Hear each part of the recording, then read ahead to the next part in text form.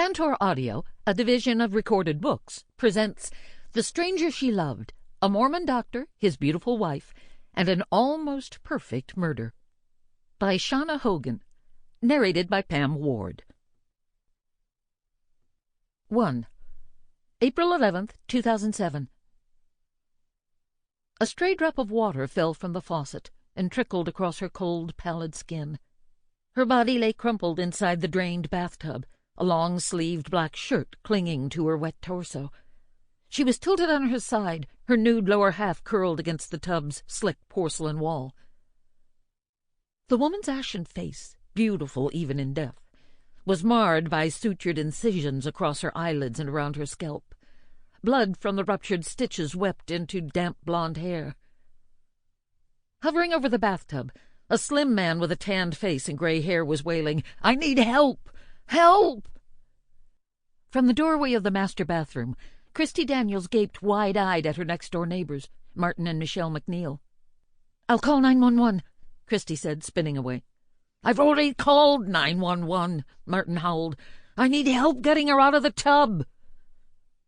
But Christy had already fled the bathroom, dashing down the hallway and out of the house. On the front porch, she brushed past a little girl dressed in a khaki skirt, white-collared blouse, and blue blazer, a school uniform. She was the youngest of the MacNeills' adopted daughters, Ada. Just moments earlier, the doe-eyed 6-year-old had knocked on Christy's front door. "My dad needs some help."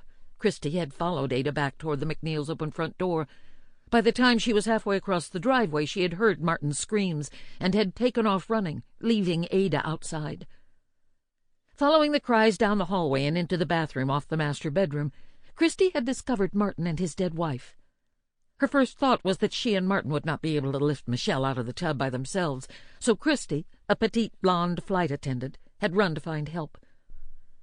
Crossing the shared driveway separating their properties, Christy rushed back into her house and found her neighbor, Angie Aguilar, crouching in the foyer, tying her own daughter's shoes.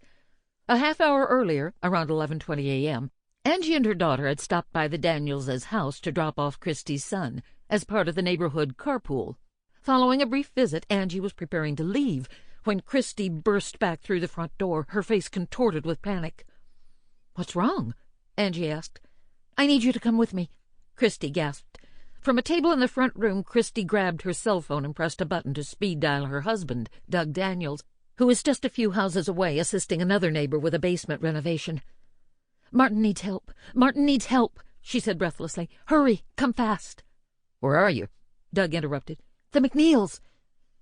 Doug emerged from his neighbor's house, catching a glimpse of his wife and Angie slipping through the MacNeills' front door. He chased after them, sprinting through the gated subdivision of Creekside in Pleasant Grove, Utah. The usually peaceful community, about 35 miles south of Salt Lake City, is nestled in the foothills of the snow-capped mountains of the Wasatch Range. The MacNeills' one-story home, with its brick facade, sat on a grassy lot dotted with hedges. The MacNeills, with their 8 children, had one of the largest families in the neighborhood. Martin was a 51-year-old practicing physician, law school graduate, and a former Mormon bishop. 50-year-old Michele was a stay-at-home mom who spent her days carting her youngest daughters to school and ballet practice. Although Christy and Doug had lived next door to the MacNeills for more than a year, the families didn't associate beyond exchanging the occasional pleasantries. Up until this day, Christy hadn't even been inside their house. Stepping into the master bathroom, Christy and Angie found Martin kneeling beside the tub, cradling his wife's head in his hands. The sleeves of his lab coat were drenched. He had just reached into the basin to drain the murky brown bathwater in which Michele had been immersed. The raised jacuzzi tub in the center of the bathroom was inset in an elevated travertine tile deck. Sunlight streamed through a window next to the shower, illuminating a vase of lavender flowers on the tub's edge. Michele was clothed only in a long-sleeved black shirt, worn over a white Mormon undergarment and bra, with no pants or underwear.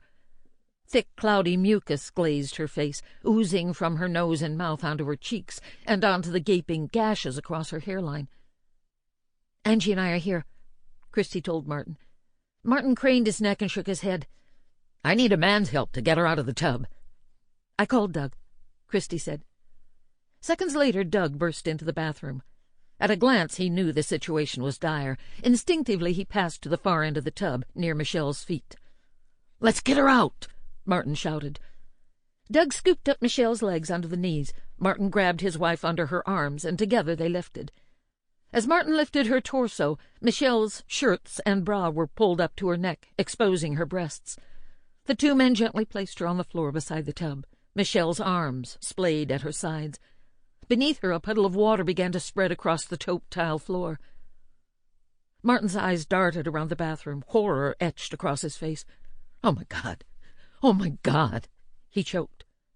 Shaken, Angie ran her fingers through her long dark hair, then clapped both her hands over her mouth and backed away from the body, into the bathroom closet.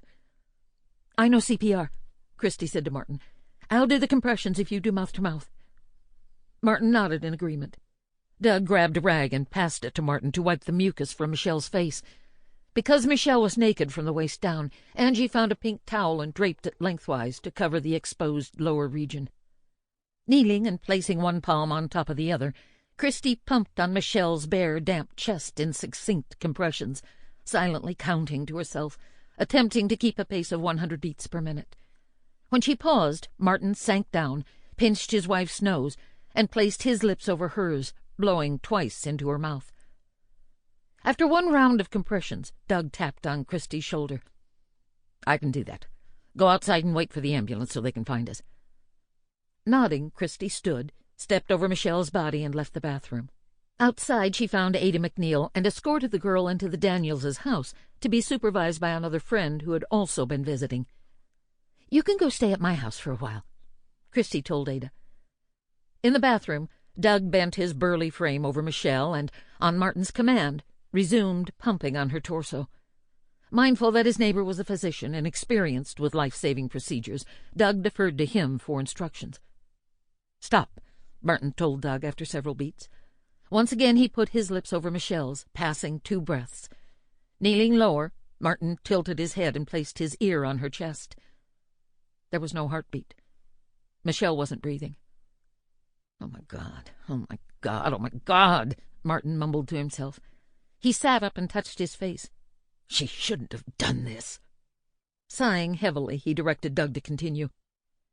As they performed CPR, Martin alternated between moments of fear and fury, calmly puffing air into his wife's mouth, then exploding. "Why? Why? All for a stupid surgery." His demeanor would change, which we thought was a little bit different, Doug Daniels later recalled. He was very analytical sometimes, telling us what to do, and then would tell us to stop, and then he would have a bit of an outburst over the situation.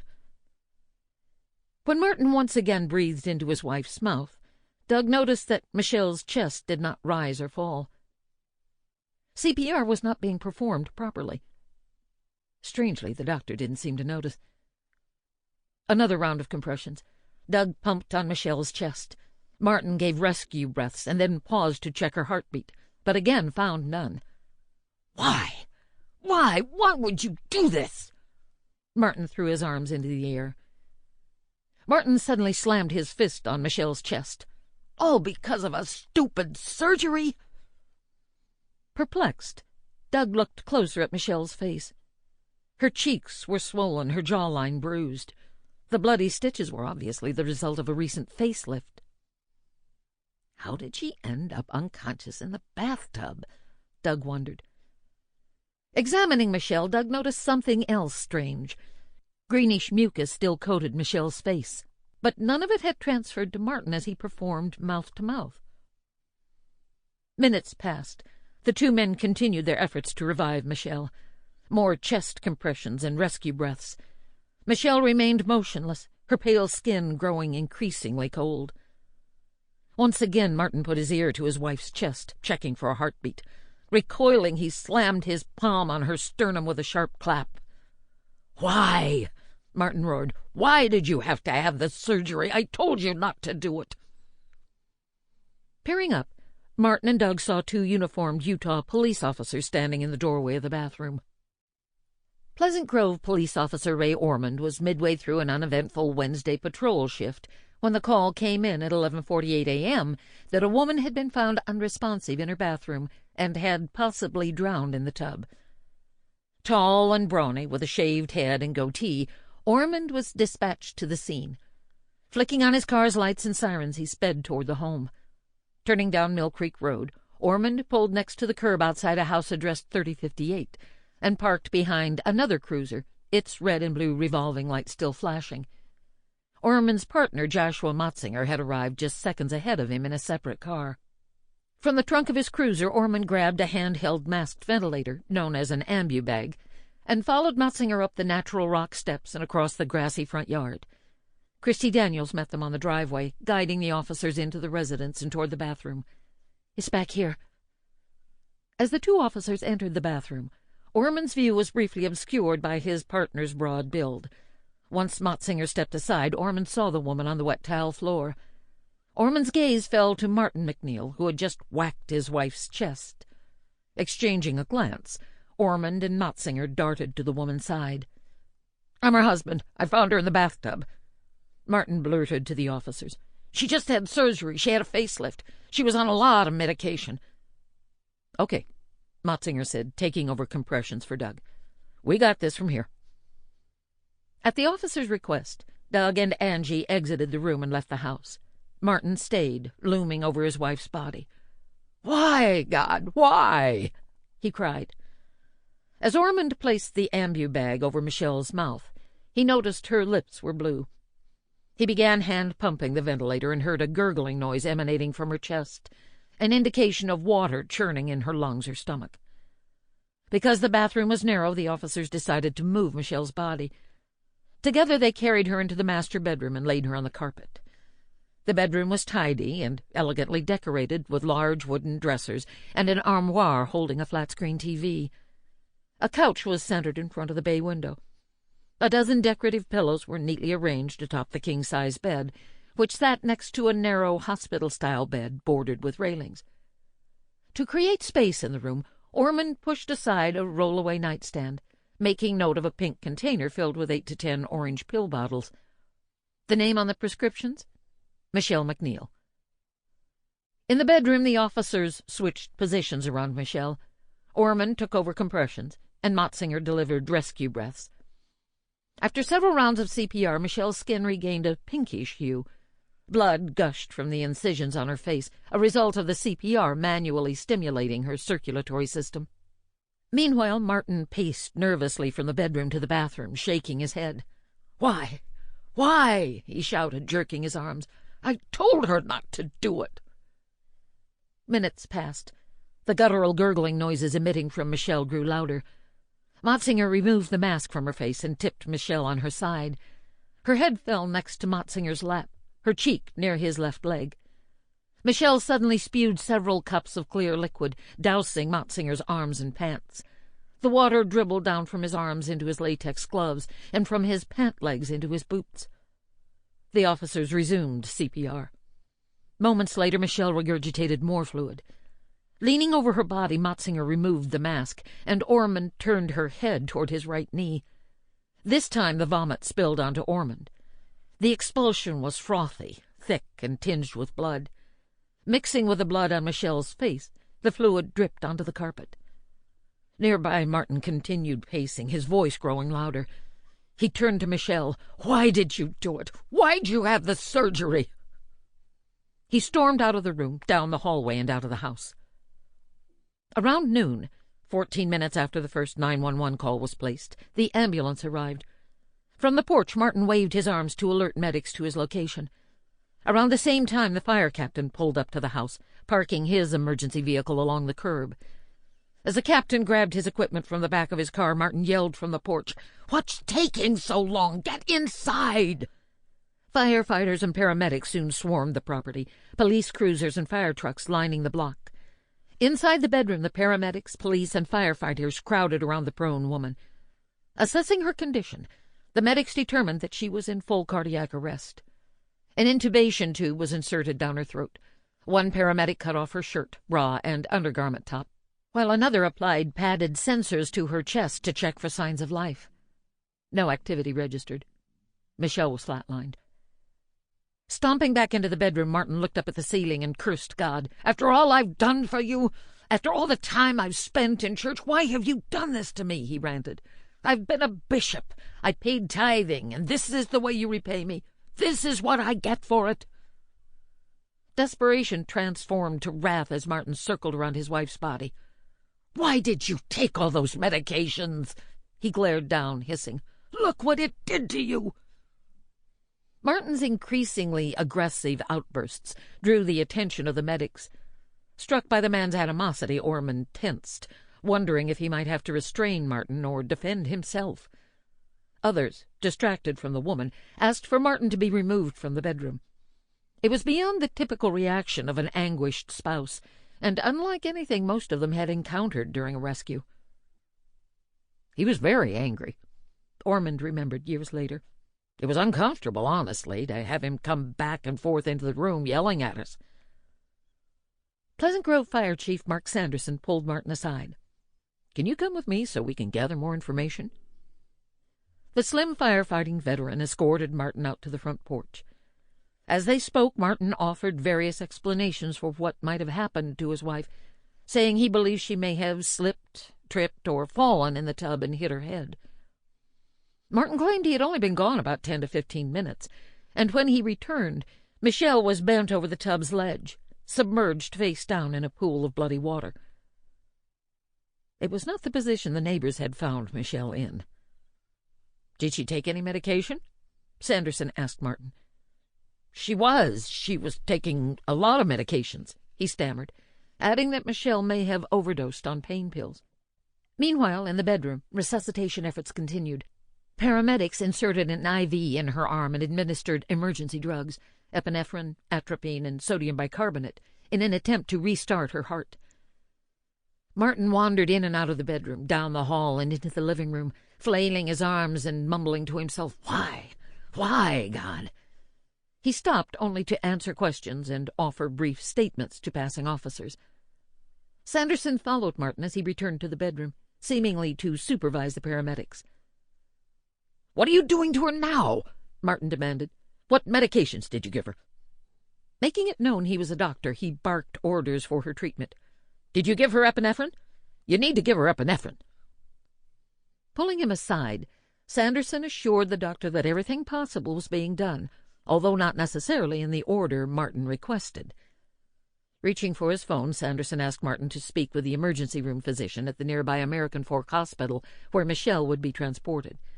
Because Martin was a doctor, and because it was routine for medical professionals to consult with one another, Sanderson believed it would be helpful for the two men to speak directly. Martin, however, refused. No.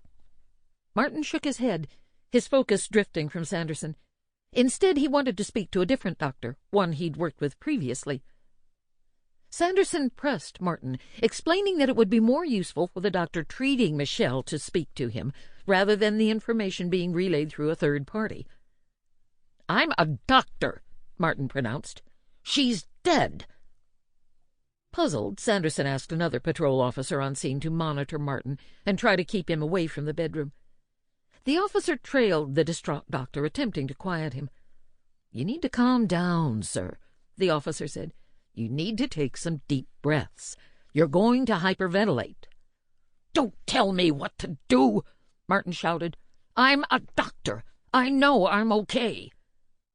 For 20 minutes, paramedics attempted to revive Michele before strapping her body to a gurney to take her to the hospital. Outside of the house, concerned and curious neighbors had gathered on the front lawn. Standing on the driveway beside her husband, Christy Daniels hugged herself around the waist and shuddered. As paramedics loaded the gurney into the back of the ambulance, Christy caught a glimpse of Michele, blood streaking her cheek. Somehow she knew she would never see Michele MacNeill again. The gurney barreled through the double doors of American Fork Hospital at 12:24 p.m. Flanked by one paramedic pumping the resuscitator and another steadying the IV, Michele was wheeled down a short hallway into the nearest trauma bay. Nurses circled the patient and lifted her onto the hospital bed. An ER tech took over chest compressions. A nurse suctioned the airway clear of any possible fluid or blood. When the attending physician, Dr. Leo Van Wagener, first laid eyes on Michele, he knew she was dead. Her face was blanched, her chest mottled with discoloration.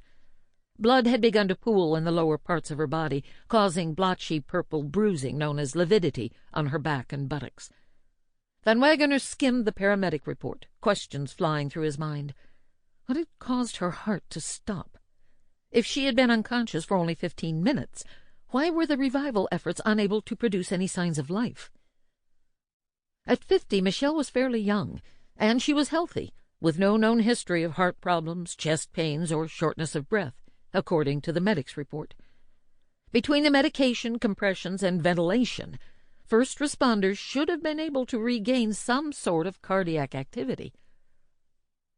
Because Michele had been unresponsive for such an extensive period by the time she reached the hospital, the emergency room doctor knew resuscitation efforts were likely futile. But Van Wagener, an experienced physician in his 50s with a stern face framed by cropped gray hair, would exhaust every medical option in an attempt to revive Michele, as he would for any patient in her condition. Shortly after Michele arrived, her husband traipsed through the trauma bay. Van Wagener knew Dr. MacNeill as the director of a state-run facility for people with intellectual disabilities. Van Wagener treated some of MacNeill's patients, and they spoke about twice a month. Martin told Van Wagener about his wife's plastic surgery and her prescriptions. Contrary to what Martin had told the first responders, he said she was taking just 2 prescriptions. She was down to just 1 Percocet a day, he said, and an antibiotic. As the doctors and nurses worked to revive Michele, Martin roamed the corridors and paced around the nurses' station, causing a scene. The nurses watched as Martin put his hands on his head and screamed at no one in particular, "Why did she do this? I told her not to do this!" At one point, he stomped out of the room, kicked at the door, and threw a stack of papers. Security was called to monitor him. In the trauma bay, nurses inserted an IV into Michele's left shin and taped a catheter to her forearm to administer medications. She was dosed with more epinephrine, calcium, and sodium bicarbonate. Because her body was cold, her temperature had dropped to 96.26 degrees Fahrenheit, nurses used tepid fluid and a heated blanket called a bear hugger to try to warm her. Since Michele had recently undergone a surgery, Van Wagener considered whether she'd suffered a blood clot. The bluish pattern on her skin appeared consistent with a burst pulmonary embolism, a blood clot that travels to the lungs. Van Wagener administered a medicine used to break up blood clots, called a tissue plasminogen activator. Through all the procedures, the heart monitor continued to hum with a low, flat tone. For 38 minutes, hospital staff tried to resuscitate Michele. As the nurses slowly ceased working on his wife, Martin became hysterical. He approached Van Wagener. "I'll give you $10,000 not to stop," he begged. "I'll give you all that I have if you just save her." Van Wagener balked, astounded. "It was the oddest request that I have ever had doing emergency resuscitative efforts," Van Wagener said years later. "He offered me $10,000 if I would not cease resuscitation efforts. He offered me $10,000. It put me in a tough spot." Van Wagener knew that Martin, as a physician, must have realized his wife was dead. In 15 years of working in the ER, Van Wagener had never heard such an unusual outburst, especially from a fellow doctor. Van Wagener didn't respond to the new widower. "I'm calling time of death," he said somberly, then turned and walked away. Martin collapsed, sobbing. Michele Marie MacNeill, former beauty queen, devoted wife, and loving mother of 8, including 4 adopted children, was pronounced dead at 1:03 p.m. on April 11, 2007. Days after her passing, the Utah State Medical Examiner would declare Michele's death due to natural causes from a heart arrhythmia. It appeared that her passing was tragically inevitable. But nothing in this case was as it seemed.